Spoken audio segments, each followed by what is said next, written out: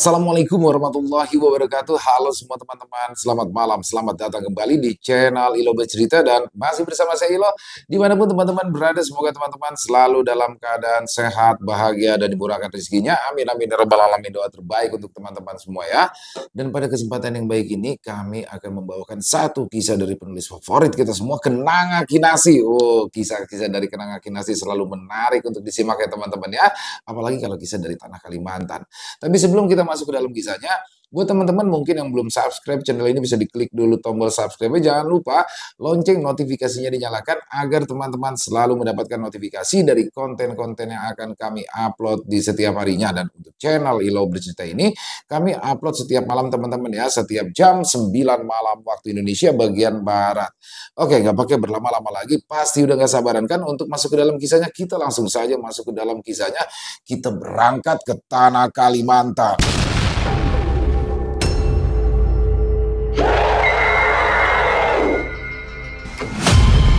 Sebuah peringatan dari arwah istri Mus Jamal.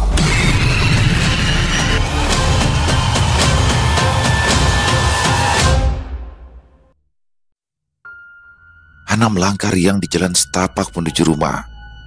Matahari siang mulai condong, menyorotkan cahaya kemasan yang menembus celah-celah dedaunan.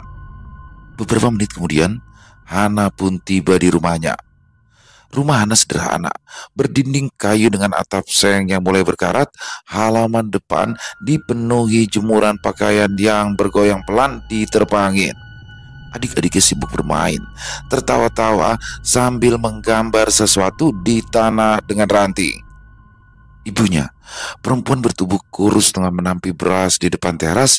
Ia mengipasi wajahnya dengan tangan, sesekali menyeka keringat di pelipis. Ayahnya duduk di bangku kayu yang sudah reot. Tangannya sibuk mengikat jala ikan yang koyak. Pria itu tampak lelah, garis wajahnya dalam, kulitnya terbakar matahari. Hana berhenti sejenak di ambang pintu, mengumpulkan keberanian. Hatinya berdegup karena campuran harap sekaligus ragu. Dia tahu keinginannya akan menjadi beban bagi orang tuanya, tapi dia sudah memikirkan matang-matang. Abah, Uma, panggilnya pelan.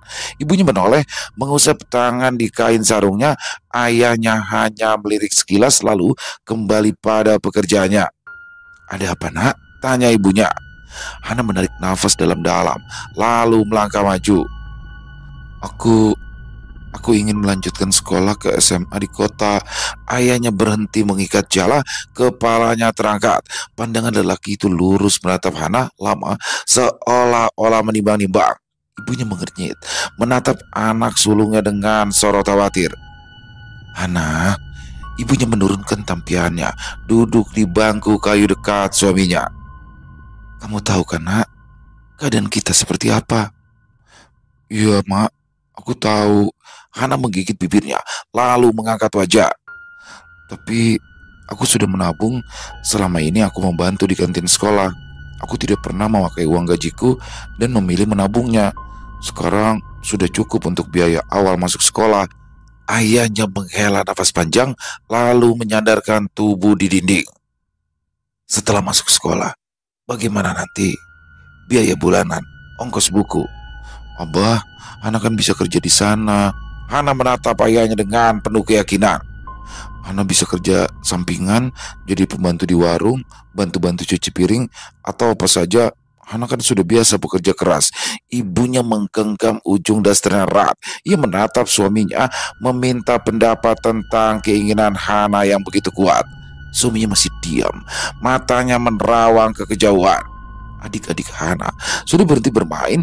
Mereka ikut mendengarkan pembicaraan itu dengan penuh rasa ingin tahu. Yang paling kecil, seorang bocah lelaki berusia 5 tahun, memeluk kaki ibunya, matanya berkedip-kedip menatap kakaknya. Abah, Uma, Hana tidak mau berhenti sekolah. Suara Hana tegas dengan mata memancarkan harapan. Hana ingin bisa sekolah tinggi, ingin bekerja di tempat yang lebih layak, supaya keadaan kita tidak terus seperti ini. Ayahnya, Pak Mahmud, mengusap wajah, nafasnya berat. Apa kamu tidak malu kalau harus bekerja sambil sekolah? Hana menggeleng mantap. Abah, Hana kan sudah biasa bekerja, Hening. Hanya suara dedaunan yang bergesek tertiup angin, matahari mulai turun, bayangan rumah mereka memanjang di tanah. Akhirnya, Pak Mahmud bersuara, "Kalau memang itu keinginanmu, Abah tidak akan melarang. Tapi kamu harus siap bekerja lebih keras dan jangan sampai sekolahmu terbengkalai." Mata Hana berbinar, dadanya terasa lega. "Siap, Hana siap Abah, Hana janji." Ibunya menghela nafas, lalu mengusap kepala Hana. Ada kebanggaan di matanya, meski masih ada juga sedikit kecemasan yang menggelayuti pikirannya. "Kalau memang itu yang terbaik untukmu, ibu juga tidak akan bisa menahan. Hati-hati di kota ya nak." Hana tersenyum sambil menggenggam erat tangan ibunya. "Terima kasih Uma, terima kasih Abah." Langit mulai berubah warna. Jingga kemasan menyapu cakrawala, Hana menatap ke depan membayangkan kehidupan barunya di kota. Ia tahu itu semua tidak akan mudah, tapi dia yakin bisa melewatinya.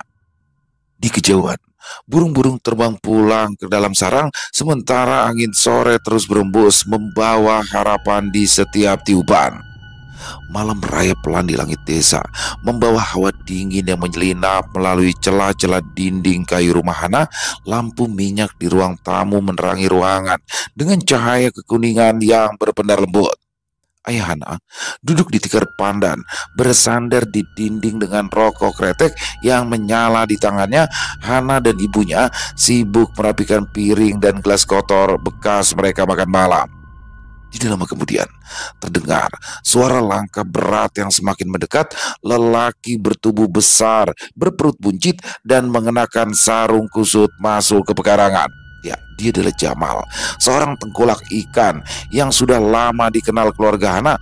Baunya khas, campuran antara garam laut, tembakau, dan keringat yang menguap dari tubuhnya. Wajahnya gelap terbakar matahari, rahangnya ditumbuhi cambang kasar yang tidak rapi. "Assalamualaikum," serunya dengan suara berat. "Waalaikumsalam. Jamal, masuk masuk." Ayah Hana segera berdiri menyalami lelaki itu dengan sangat erat. Senyum lebarnya memperlihatkan gigi yang kuning akibat tembakau. Ibu Hana ikut menyambut, melirik suaminya, lalu menyiapkan teko berisikan teh panas. "Silakan duduk Bang Jamal. Tumben datang ke sini. Biasanya Bang Mahmud yang datang ke rumahmu." Jamal tertawa dan langsung duduk bersila di atas tikar. "Iya Kamidah, aku datang ke sini karena ada keperluan dengan kalian berdua." Mahmud mengerutkan dahi. "Keperluan?" Jamal menghirup teh yang baru saja dituangkan Ibunda Hana, mengusap mulutnya dengan punggung tangan, matanya berkilat di bawah cahaya redup. "Begini Bang Mahmud, aku sebaiknya bicara langsung saja. Aku ini ingin melamar Hana menjadi istri keduaku." Ruangan kecil itu mendadak hening. Uap dari cangkir teh masih mengepul. Aroma tembakau dari rokok ayah Hana masih melayang di udara. Tapi tak ada suara yang keluar dari mulut siapapun. Ibu Hana tertegun. Tangannya yang tengah menuangkan teh untuk gelas sang suami berhenti di udara. Ayah Hana melirik istrinya, lalu kembali menatap Jamal. "Kamu serius, Mal?" Jamal mengangguk, bibirnya menjeringkai lebar. "Tentu saja, saya sudah lama memikirkan ini. Hana juga sudah besar dan sudah lulus SMP. Anak gadismu itu anak yang baik. Dia tahu sopan santun, rajin bekerja. Aku yakin dia bisa jadi istri yang baik. Lagi pula apa?" Potong ibunya Hana. Jamal menggeser duduknya sedikit, lalu bersandar ke dinding. "Lagi pula, aku ingin membantu kalian. Hutang kalian padaku masih belum lunas, walau sudah dicicil sejak bertahun-tahun lalu. Kalau Hana menikah denganku, maka hutang-hutang itu akan aku anggap lunas. Dengan ini, kita sama-sama diuntungkan, bukan?" Ibunda Hana menelan ludah, tangannya mengepal di atas pangkuan. Ayah Hana terdiam sambil menatap tikar di depannya, seolah mencari jawaban di antara anyaman pandan itu. Hana yang sejak tadi duduk di ambang pintu kamar merasakan tubuhnya menegang, darahnya berdesir kencang, jantungnya seakan berhenti berdetak sejenak. Jamal tersenyum lagi, tapi senyumannya kali ini lebih menyerupai kepuasan. "Bagaimana Bang Mahmud? Hutang kalian lunas, dan tentunya aku juga akan memberikan mahar yang lebih tinggi dibandingkan gadis-gadis lain di desa ini. Bagaimana? Kalian setuju kan? Hana menutup mulutnya dengan kedua tangan, berusaha meredam jeritan yang hampir meluncur keluar. Ayah Hana menghembuskan nafas berat, meremas kedua tangannya. Ibu Hana memandang suaminya, matanya berkaca-kaca. Hutang mereka pada Jamal saat ini memang masihlah sangat banyak. 5 tahun lalu mereka terpaksa berhutang karena ibu Hana terpaksa melahirkan di rumah sakit karena mengalami pendarahan parah.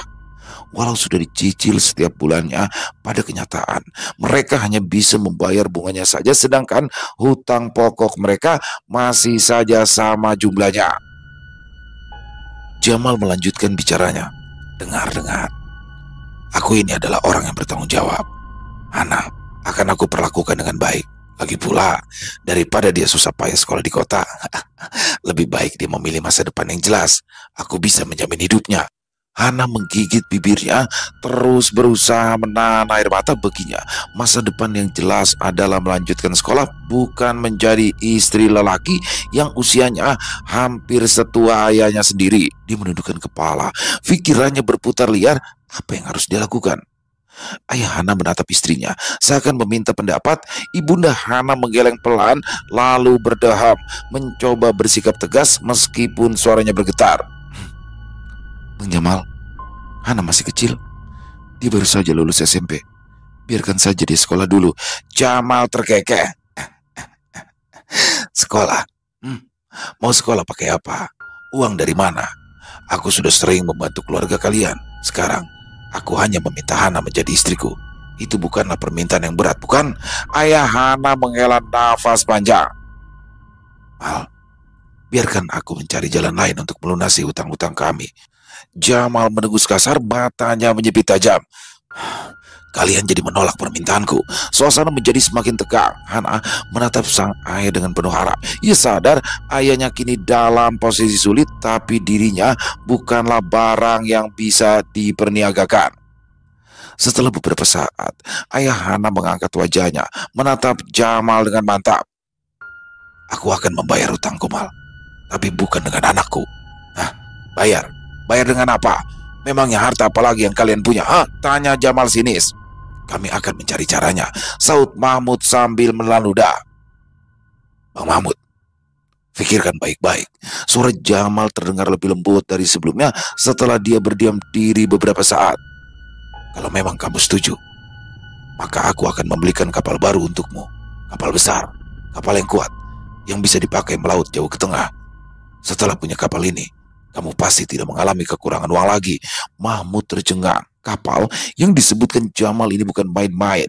Dengan kapal itu, ia bisa mendapatkan lebih banyak ikan, yang berarti pendapatannya juga semakin banyak. Bukan hanya hutang yang lunas, mungkin nanti dia juga bisa memperbaiki rumah dan menyekolahkan 4 adik anak. Mata Mahmud menatap ke lantai. Pikirannya terus bergulat dengan keputusan sulit.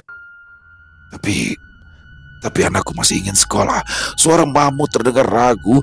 Dia kembali merasa tak tega. Jamal tertawa kecil. Sekolah? Buat apa? Perempuan itu harusnya tetap berada di rumah, Bang Mahmud. Kamu tahu, aku sudah punya istri, tapi sakit-sakitan. Sedangkan aku butuh istri yang bisa mengurus rumah, memasak, dan melayaniku. Hana bisa belajar darinya sebelum dia. Jamal di sini sengaja menggantungkan kalimatnya. Ibunda Hana menggigit bibirnya, matanya memandang putrinya yang berdiri kaku di dekat pintu kamar. Hana tidak bersuara, tapi air matanya sudah menggenang. Mahmud mengusap wajahnya dengan kasar. Hutang yang menumpuk ditambah kebutuhan hidup yang mendesak, dan sekarang di depan matanya ada jalan keluar yang menggiurkan. Kamu benar, Mal. Mungkin ini jalan yang terbaik, ucapnya dengan suara berat.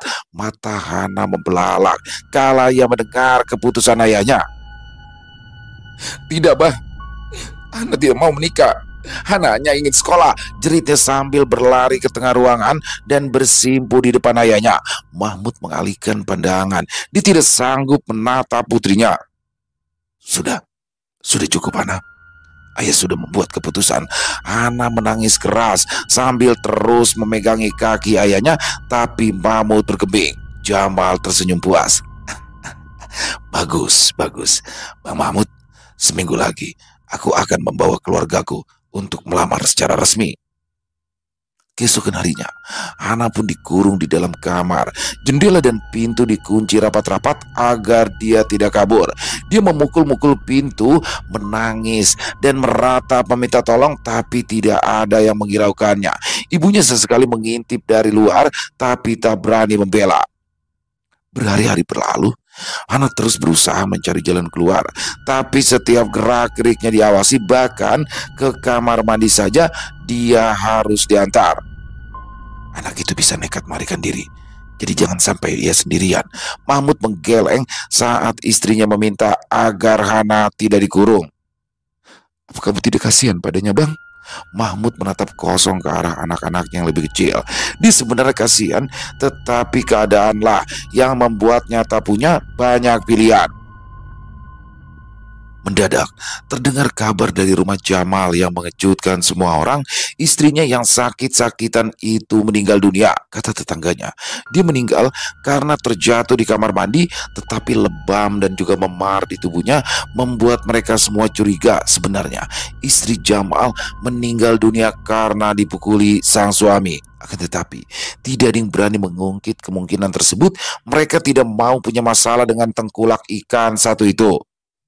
Uma, apa Uma tahu kalau Pak Jamal sering memukul istrinya? Apa Uma mau kalau Hana bernasib sama dengannya? Tanya Hana ketika ibunya datang mengantarkan makanan. Wajah sang ibu memucat. Tentu saja dia tidak rela kalau anaknya mengalami nasib serupa dengan mendiang istri Jamal. Tetapi apa yang bisa dilakukan? Suaminya sudah membuat keputusan dan tidak bisa dibujuk lagi untuk mengubah keputusan itu. Sabar ya, Nak. Semoga setelah ini ada jalan keluar terbaik untukmu. Dia berbicara sambil mengelus rambut Hana yang kusut. Hatinya terasa perih ketika ia menatap mata Hana yang bengkak karena terlalu banyak menangis. Aku ingin lari saja, Uma. Mumpung Abah sedang pergi ke rumah Jamal. Ibunya menggeleng. Jangan ya, Nak. Itu bukan cara yang baik. Bersabarlah sedikit lagi. Uma akan berbicara dengan abahmu supaya dia bersedia mengubah pikirannya. Hana tidak berbicara lagi, bahkan matanya tampak kosong saat ibunya keluar rumah dan mengunci pintu memastikan dia tidak kabur. Langit yang sejak pagi tadi mendung semakin pekat ketika jenazah istri Jamal diturunkan ke liang lahat. Warga kampung yang mengantarkan ke pemakaman mulai merasa ada sesuatu yang aneh. Udara perlahan berubah menjadi dingin. Angin berembus kencang, membuat dedaunan dan ranting-ranting kecil berterbangan. Saat doa terakhir panjatkan, tiba-tiba saja angin ribut datang menerjang. Beberapa orang yang berada di pemakaman harus menunduk dan berpegangan pada batang pohon Kamboja agar tidak terhempas. Terpal yang dipasang untuk melindungi dari sinar matahari terangkat tinggi ke udara, hampir saja hilang kalau tidak sempat ditarik Mahmud. Astagfirullah, apa yang terjadi? Seru Titin, anak pertama Jamal yang seumuran dengan anak. Mata remaja itu masih merah karena terlalu banyak menangisi ibunya. Sekarang wajahnya tampak khawatir karena angin terus bertiup dengan kencang. Entahlah, sekarang belum musim hujan, tetapi kenapa sudah ada angin ribut begini? Bibinya menarik tangan Titin yang kurus agar tidak terbang terbawa angin. Hati bibi Titin terenyuh ketika menyadari tangan keponakan yang kurus, anak tengkulak ikan paling kaya di desa mereka itu, tidak bisa menikmati hidup yang nyaman meskipun ayahnya punya banyak uang. Ya, Jamal sangat pelit. Istrinya tak jarang harus bertengkar dulu demi untuk meminta uang kebutuhan sehari-hari, dan karena itu pula istrinya sering dipukuli karena dianggap terlalu boros. Bibi Titin semakin sedih ketika melihat Mahmud, tetangga mereka, yang sedang mempertahankan terpal agar tidak terbang terbawa angin. Dia sudah mendengar dari Titin kalau ayahnya ingin menikah lagi dengan anak Mahmud. Entah terbuat dari apa hati Jamal sehingga dia nekat memperistri gadis yang seumuran dengan anak sulungnya. Bibi Titin juga tidak habis pikir apa yang membuat Mahmud bersedia menikahkan anaknya dengan Jamal. Seharusnya kabar buruk tentang kelakuan Jamal sudah tersebar di seluruh desa mereka. Bisik Titin, Anginnya sudah reda. Bibi Titin mendongak ke langit. Benar, apa yang dikatakan keponaknya, angin sudah reda, tidak lagi sederas tadi. Kita pulang sekarang, kata Bibi Titin sambil tersenyum muram. Dia menoleh ke arah kubur yang masih tampak merah. Dia tidak tega meninggalkan kakaknya seorang diri, tetapi bagaimanapun juga mereka tetap harus pergi. Kata ayah, dia akan segera melamar Hana. Bibi Titin terkejut. Dia tidak mengira keponakannya sudah tahu kabar tersebut. Hana itu kawanku di sekolah, Bi. Anaknya pendiam, sangat rajin dan juga pintar. Kamu tidak marah pada Hana? Tanya Bibi Titin hati-hati. Kenapa harus marah? Aku justru kasihan padanya.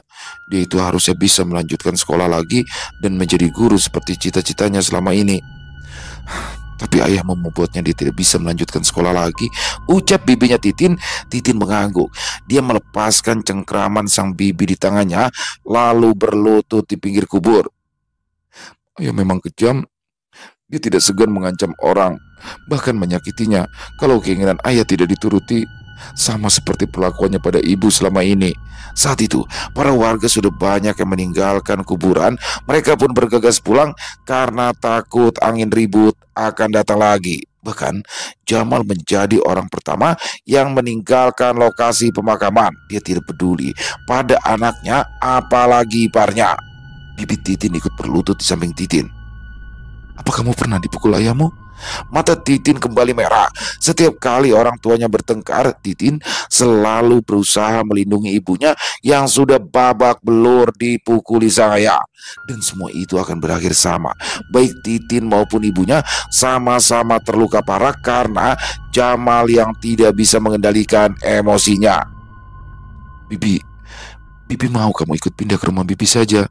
Setelah sampai di rumah nanti, segera kemasi semua barang-barangmu ya. Titin menggeleng. Kenapa kamu tidak mau pindah? Tanya Bibi Titin heran. Bibi itu takut kalau ayahmu akan semakin ganas, memukuli kamu setelah ibumu tidak ada. Tidak, Bi. Aku tidak mau pindah sebelum aku bisa membuat ayah mendapat balasannya. Hah? Kamu ingin balas dendam? Jangan aneh-aneh, Tin. Tegur bibinya ketakutan. Kalau sampai ayahmu tahu, kamu bisa mati di tangannya. Kalau begitu jangan sampai ayah tahu, Bi, saut Titin seraya meraup tanah basah di kuburan ibunya. Bibi mau membantu kan? Bibi Titin menatap keponakannya dengan tatapan cemas. Wajah Titin yang penuh dendam membuatnya terlihat menakutkan. Mereka berdua saling menatap sehingga tidak menyadari ada perempuan yang berdiri di dekat pohon kamboja. Perempuan itu memandang keduanya dengan tatapan sedih. Ternyata langit menjadi semakin gelap. Warga yang baru saja sampai di rumah setelah pulang dari pemakaman tampak resah saat melihat awan hitam menggantung tebal. Angin berembus semakin kencang menjelang sore. Daun-daun berkibar liar, ranting-ranting kecil berterbangan di jalan tanah yang mulai mengering. Para ibu rumah tangga bergegas mengambil jemuran agar tidak terbang terbawa angin. Sementara itu, ada seorang lelaki tua yang duduk di beranda rumahnya sambil menatap langit dengan dahi berkerut. Tiba-tiba saja, hembusan angin yang kuat kembali menerjang kampung. Genting-genting rumah mulai bergetar, beberapa di antaranya melayang, lalu jatuh berhamburan di tanah. Warga mulai panik, terlebih ketika mendengar suara perempuan berteriak karena melihat atap dapurnya terangkat terbawa angin. Anak-anak kecil menangis ketakutan, berlari mencari perlindungan ke dalam pelukan orang tua mereka. Tubuh mereka gemetar ketakutan karena suara deru angin yang begitu kencang. Dari kejauhan terdengar suara kayu patah, disusul tumbangnya sebuah pohon besar tua menimpa pagar rumah salah satu warga. Debu dan dedaunan berterbangan, bercampur dengan teriakan panik. Lari, cepat lari, jangan ada yang berada di dekat pohon besar. Sebelum habis keterkejutan mereka, keadaan menjadi semakin parah ketika ada lelaki yang mengadu sambil memegangi dahi. Warga yang masih berada di luar segera menengadah. Lalu butiran-butiran kecil mulai jatuh dari langit. Awalnya hanya 1-2, kemudian semakin banyak. Hujan es, astagfirullah, hujan es. Lelaki itu berteriak kencang. Warga semakin panik. Butiran es menghantam atap rumah, membuat suara berderak yang mengerikan. Mereka yang masih di luar berlari mencari perlindungan sambil melindungi kepala mereka dari butiran es. Anak kecil semakin nyaring menangis ketakutan. Sementara para orang tua berseru mencoba menenangkan keadaan. Di sebuah rumah yang sebagian atapnya sudah terbang terbawa angin, seorang perempuan tua menggigil di sudut ruangan. Anak-anaknya berusaha menenangkan, tetapi suara es yang menghantam sisa atap semakin keras, membuat siapapun ketakutan.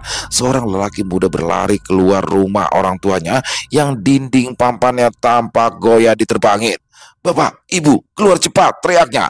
Tetapi sebelum mereka bisa keluar, dinding itu ambruk dengan suara menggelegar. Asap debu mengepul, bercampur dengan suara tangisan dan teriakan orang-orang di sekitar. Di gang kecil yang menghubungkan beberapa rumah, seorang ibu menggandeng dua anaknya berlari. Menembus derasnya hujan es, mereka meringkuk di bawah sebuah pohon yang masih berdiri tegak menunggu badai reda. Di tengah kekacauan itu, sebuah suara menggelegar terdengar dari atas langit. Kilatan petir menyambar tiang listrik di ujung kampung, menciptakan percikan api yang menyebar ke tanah. Warga yang melihat kejadian itu segera menjauh, takut akan terjadi kebakaran. Angin masih bertiup kencang. Benda-benda yang tadinya diam kini berterbangan di udara. Ember, papan, hingga kursi plastik yang tadi berada di beranda rumah seseorang kini melayang di jalanan. Seorang lelaki tua tersungkur ketika sebuah papan kayu menghantam bahunya. Warga yang lain segera menolong, membawanya masuk ke dalam rumah yang masih berdiri kokoh. Setelah beberapa waktu yang terasa seperti selamanya, hujan es itu perlahan mereda. Angin masih kencang, tetapi tidak lagi sekencang sebelumnya. Warga mulai keluar dari tempat perlindungan mereka. Melihat kondisi rumah-rumah yang sudah porak-poranda, banyak yang menangis melihat rumahnya yang sudah hancur. Lelaki tua yang tadi tertimpa papan kayu terduduk lemas di atas tanah, sementara warga lainnya saling membantu membersihkan puing-puing. Hari itu, kampung mereka mengalami bencana yang belum pernah terjadi sebelumnya. Tidak ada yang tahu apakah ini kebetulan atau pertanda sesuatu yang lebih besar. Akan tetapi, sebagian dari mereka mengaitkan kejadian itu dengan meninggal dunianya istri Jamal. Lagi pula, perempuan malang itu meninggal dengan cara tragis setelah dipukuli Jamal. Meski tidak ada yang berani terang-terangan menuduh Jamal menyiksa istrinya, tapi hampir semua warga sudah tahu. Hanya saja mereka takut melaporkan kejadian itu pada polisi, apalagi Jamal adalah satu-satunya orang yang bersedia meminjamkan uang ketika musim angin dan mereka tidak bisa melaut. Walaupun utang-utang itu dikenakan bunga, setidaknya mereka semua masih bisa makan. Bibi Titin berjalan pulang bergandengan tangan dengan keponakannya melewati jalan kampung. Mereka tampak keheranan melihat keadaan kampung yang berantakan. Keduanya saling pandang lalu tersenyum. Ya, itulah senyum pertama Titin sejak mendapati ibunya meninggal dunia. Tidak wajar. Baru saja istrinya meninggal, dia sudah sibuk merencanakan pesta pernikahan, bisik Ratna saat berbelanja di warung. Iya, apa tidak ada perempuan lain yang lebih pantas? Anak itu baru lulus SMP, masih bau kencur, sahut pemilik warung. Ya, mereka sama-sama terkejut ketika mendengar kabar bahwa Jamal akan menikahi Hana. Gosip itu menyebar dengan cepat. Para ibu rumah tangga meradang mendengar remaja yang baru lulus sekolah akan menikahi lelaki tua seumuran ayahnya. Bukan hanya Jamal yang menjadi bahan ledekan, tapi Mahmud juga disebut-sebut sebagai ayah yang tak punya hati. Mahmud rela menjual anaknya hanya untuk ditukar dengan sebuah kapal. Kebahagiaan anak kita lagi dipikirkan. Mahmud dipandang egois karena mementingkan keinginan sendiri. Biarkan saja mereka bicara. Aku sudah berjanji kepada Jamal, kata Mahmud sambil membusukkan dada di hadapan seorang kerabatnya yang mencoba menasihatinya. Toh, bukan mereka yang akan merasa sakit hati ketika melihat anak-anakku yang kecil kelaparan karena aku tidak bisa melaut. Setiap harinya, Jamal semakin sibuk mempersiapkan rencana pernikahannya. Dia berulang kali datang ke rumah Hana membawa bingkisan sebagai tanda keseriusannya. Dia terus bersikap seperti lelaki yang sedang bahagia menyambut hari besar. Tetapi di balik sikap santainya sebenarnya ada sesuatu yang mengusik pikirannya. Beberapa malam berturut-turut, Jamal merasa ada yang tidak beres. Angin berdesir aneh di sekitar rumahnya membuat dinding rumah bergetar meski malam itu tak ada badai. Suara ketukan di jendela sering terdengar, tetapi saat dia membuka, tidak ada siapapun di luar. Bau anyir juga sesekali muncul di dalam rumah, padahal rumah itu sudah sering dibersihkan oleh Titin atas perintahnya. Ah, itu cuma kebetulan. Tidak ada hubungannya dengan apapun. Katanya setiap kali ia merasakan keganjilan tersebut, dia memutuskan mengabaikan kejadian tersebut dan semakin sering membersihkan rumah agar tidak ada bau bangkai lagi. Sore itu, Jamal datang ke rumah kepala desa untuk memberitahu bahwa sebentar lagi dia akan menikah. Ternyata dirinya justru mendapat tentangan. Hei Jamal, jangan kau lanjutkan niatmu itu. Istrimu baru beberapa hari dikubur, tanahnya juga masih belum kering. Istri kepala desa yang memang masih memiliki hubungan kerabat dengannya langsung mendamprat Jamal. Apalagi kamu berniat mengadakan pesta perkawinan besar-besaran. Jamal mendengus. Urus saja urusanmu sendiri. Apa aku pernah mengemis uang padamu untuk menikah? Tidak kan? Masalahnya ini bukan soal uang, Jamal. Tapi apa kamu tidak kasihan dengan perasaan Titin? Anakmu itu masih sedih karena ibunya baru saja meninggal, tapi bapaknya sudah mau kawin lagi. Coba kau bayangkan perasaannya.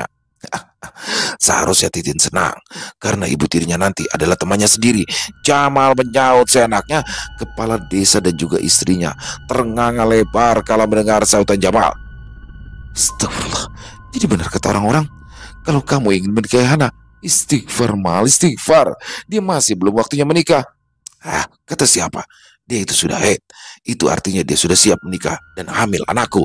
Istri kepala desa hampir menangis kala mendengar jawaban Jamal yang seenaknya itu.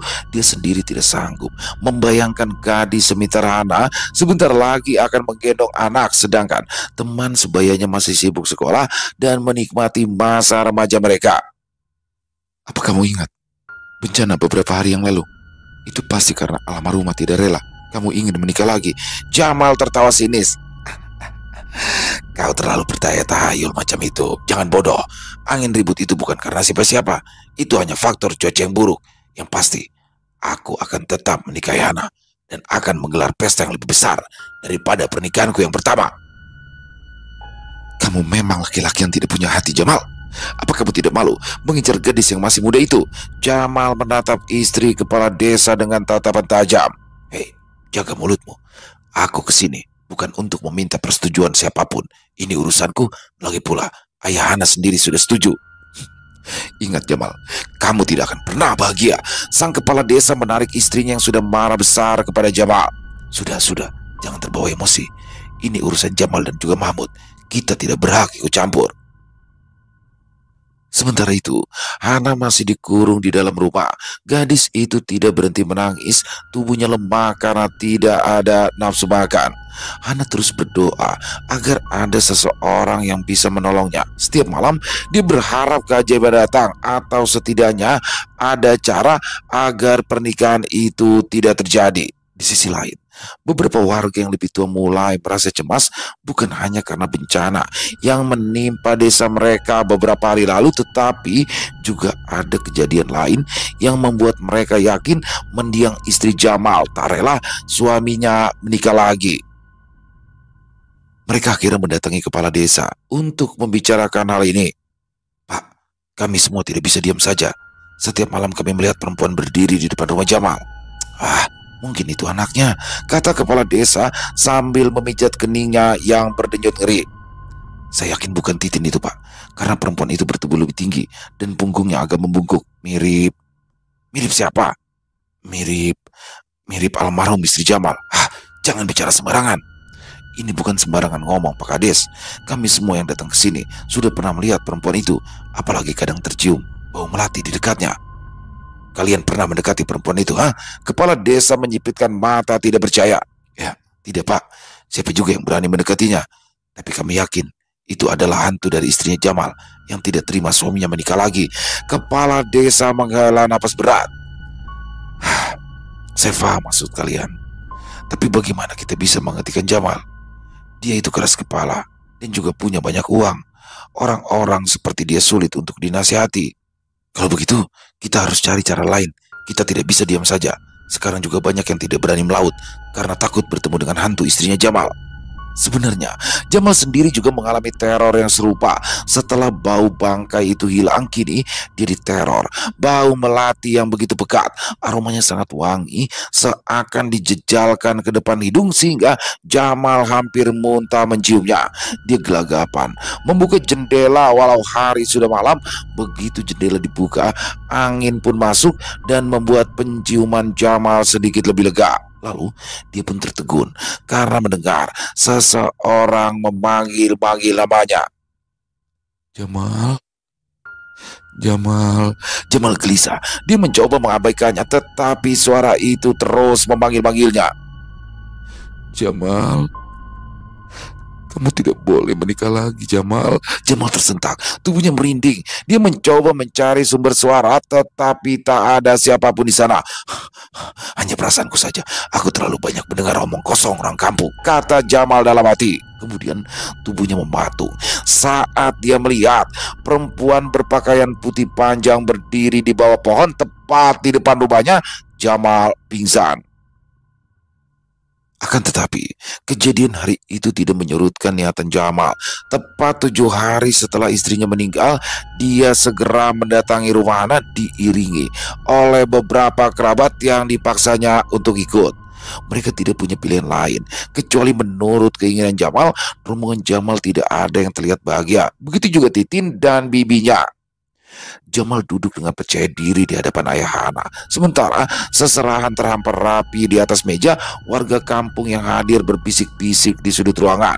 Sebagian merasa tidak nyaman dengan acara pernikahan ini, tetapi tak ada yang berani menentang keputusan keluarga Hana secara langsung.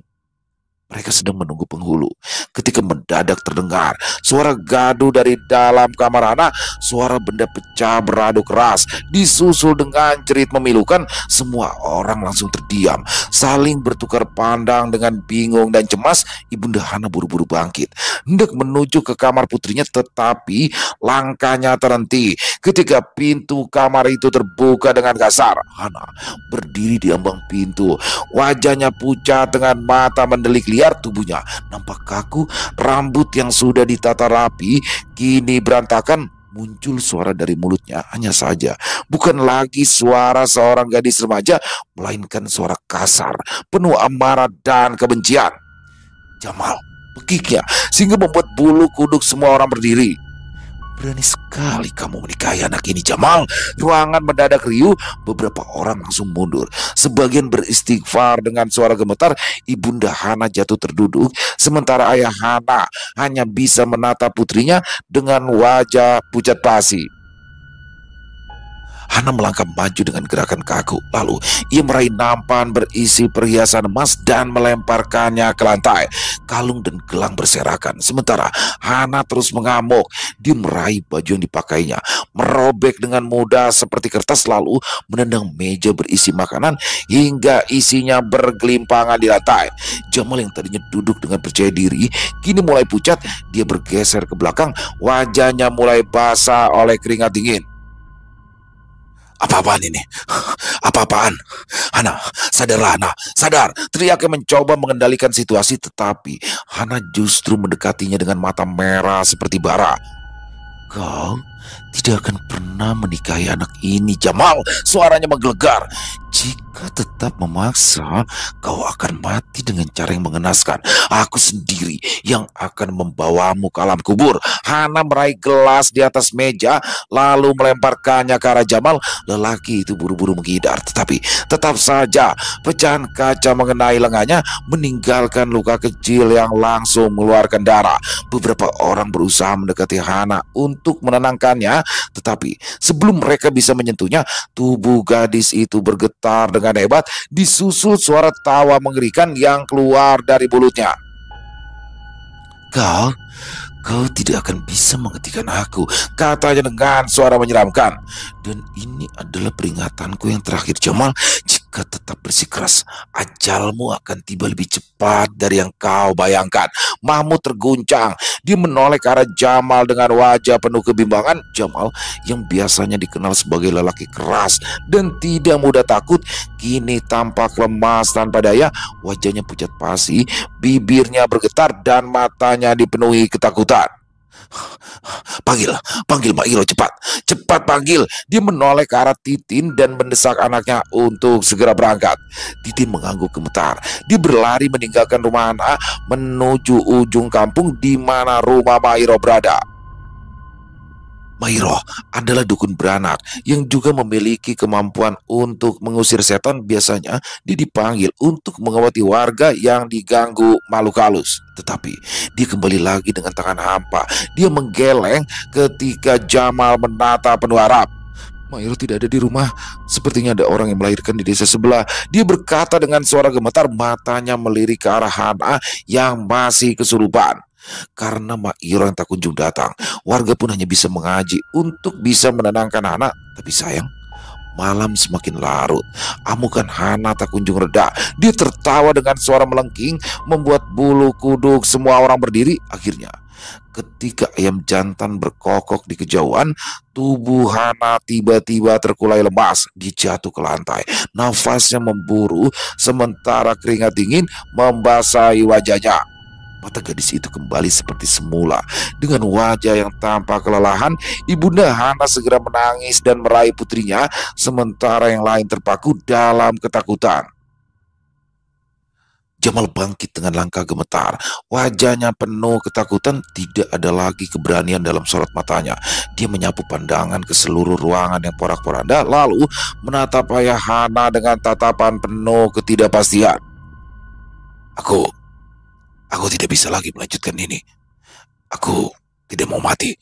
Aku batalkan pernikahan ini. Suasana ruangan menjadi hening. Semua orang yang hadir hanya bisa menatap Jamal tanpa kata-kata. Lelaki itu pun tidak menunggu jawaban. Dia bergegas keluar dari rumah dengan langkah cepat, hampir tersandung di ambang pintu. Titin menoleh ke arah Hana dan ibunya, lalu mengangguk sekali lagi.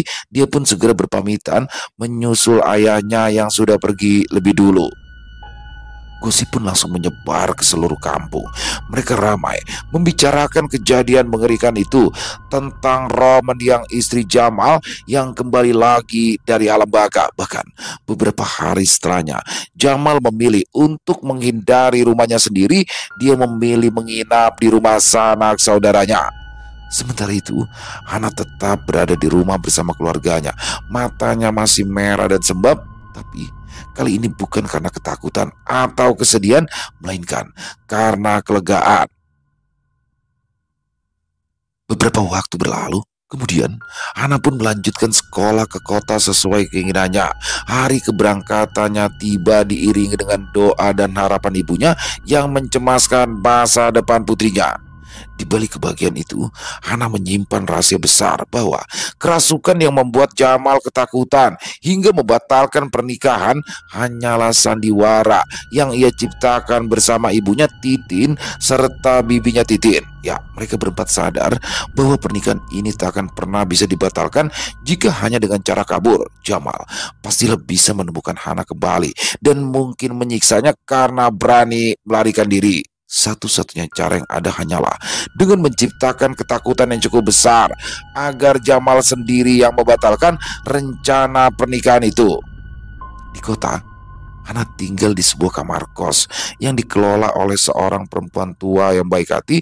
Setiap malam sebelum tidur, dia sering teringat kembali pada apa yang telah ia lakukan. Kadang-kadang dia merasa bersalah telah menipu begitu banyak orang, tetapi kelegaannya juga lebih besar lagi karena berhasil lepas dari pernikahan yang tidak diinginkan. Namun, ada satu hal lagi yang tetap menghantui Hana. Apakah Jamal benar-benar percaya bahwa ia kerasukan atau lelaki itu mulai mencurigai kebenarannya?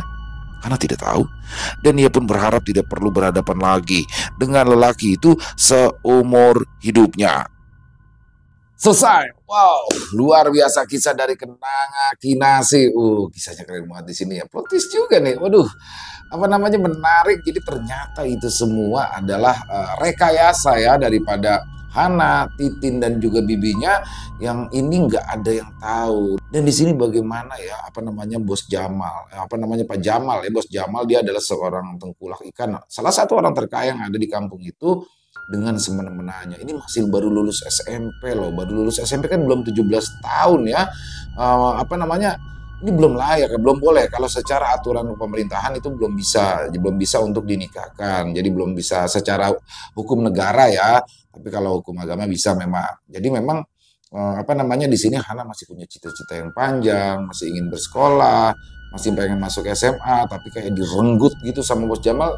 Tapi keren banget di sini bagaimana akhirnya orang baik seperti Hana dan yang lain-lain, termasuk teman sekolahnya yang merupakan calon anak tirinya, berhasil merekayasa sesuatu. Tapi agak-agak ini juga ya, apakah Bos Jamal tahu rekayasa itu, dan apakah benar-benar arwah dari istrinya Jamal itu datang dan apa namanya, menakut-nakuti dia, dan atau dia diimpikan, kita nggak ada yang tahu. Karena di sini Bos Jamal tanpa perlawanan apapun tiba-tiba udah batal aja.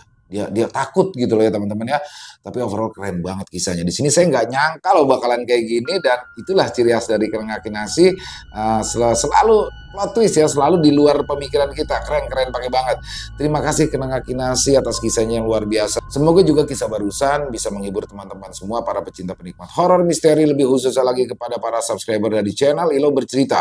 Buat teman-teman yang suka dengan videonya, bisa diklik dulu tombol like, tombol jempolnya, boleh juga dibantu di share ya link videonya ini ke teman-teman yang lain agar juga ikut merasa terhibur. Dan buat teman-teman yang mungkin punya komentar lain, punya pendapat lain tentang kisah barusan, bisa menuliskan di dalam kolom komentar ataupun hanya sekedar saling menyapa. Insya Allah kami akan membalasnya satu persatu. Buat teman-teman juga yang mungkin belum subscribe, sekali lagi ayo dong diklik dulu tombol subscribe-nya, jangan lupa lonceng notifikasinya dinyalakan agar teman-teman selalu mendapatkan notifikasi dari konten-konten yang akan kami upload di setiap harinya. Kami juga ingin mengucapkan terima kasih kepada seluruh teman-teman yang sudah selalu setia hadir, yang sudah selalu mendukung kami, karena teman-temanlah kami selalu bersemangat berkarya di setiap harinya.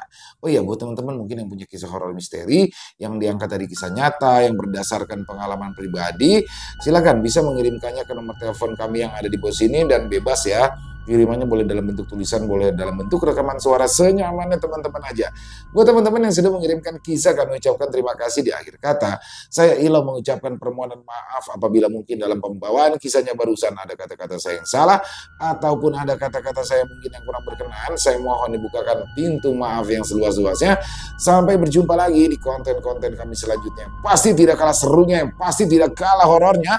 Masih bersama saya Ilo di channel Ilo Bercerita. Salam sehat, sukses selalu untuk kita semua. Wassalamualaikum warahmatullahi wabarakatuh.